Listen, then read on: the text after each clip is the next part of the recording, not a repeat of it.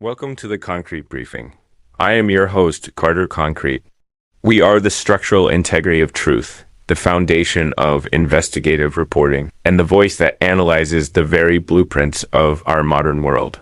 Today, we are conducting a high-stakes, deep dive investigation into a narrative that captured the global imagination, but has since transitioned into a saga of profound skepticism. We are exploring the $6 billion mystery of Akon City. Billed as the real-life Wakanda, this project promised a futuristic revolution on the Atlantic coast of Senegal. But today, we look past the neon lights and the polished press releases to analyze the hard facts. Is this a visionary movement for the diaspora, or is it a world-class financial disappearing act? To understand the present, we must analyze the foundation. Akon was not merely a global R&B star. He was a man with established street cred and corporate cred, having already brought electricity to rural Africa. When he announced Akon City, he wasn't just building a town. He was proposing a high-tech metropolis designed to emulate the fictional Wakanda, a beacon of black excellence, technological independence, and wealth. To power this dream, Akon introduced a coin, a proprietary cryptocurrency intended to serve as the economic engine for small businesses across the continent. He made a direct appeal to the diaspora to join this journey to help the motherland flourish.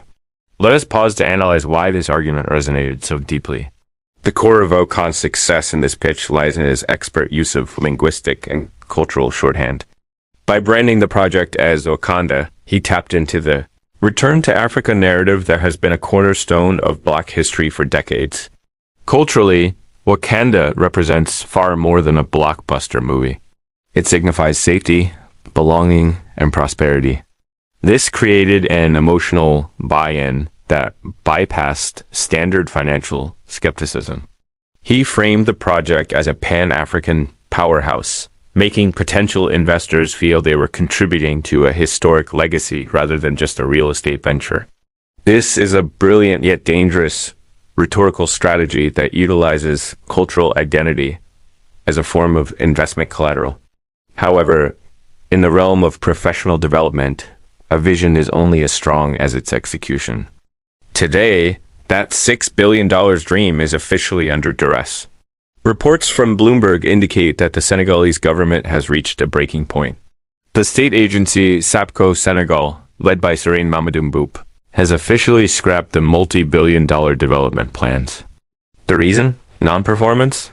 Despite the global hype, the government reports that Akon failed to deliver on the project, leading the state to reclaim the land. This is where our story shifts from a thriller into a cautionary tale. In international development, intent does not build cities.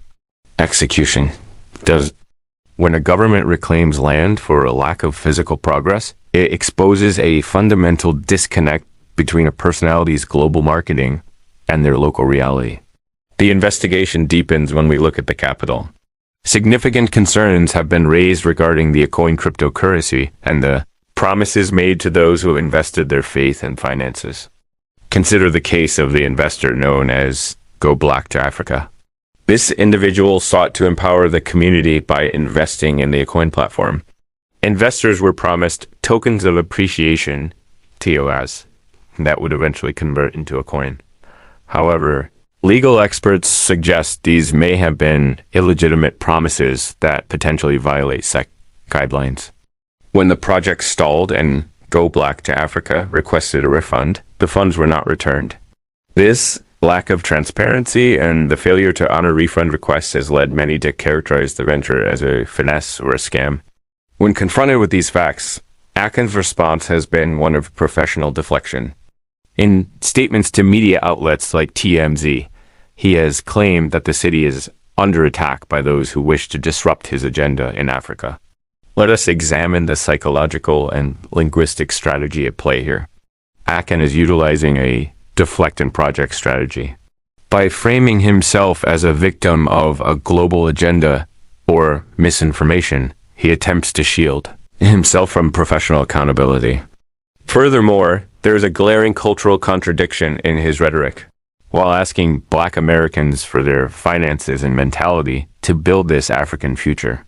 Akon has simultaneously made disparaging remarks about Black American entertainers, calling them bored as hell compared to African singers.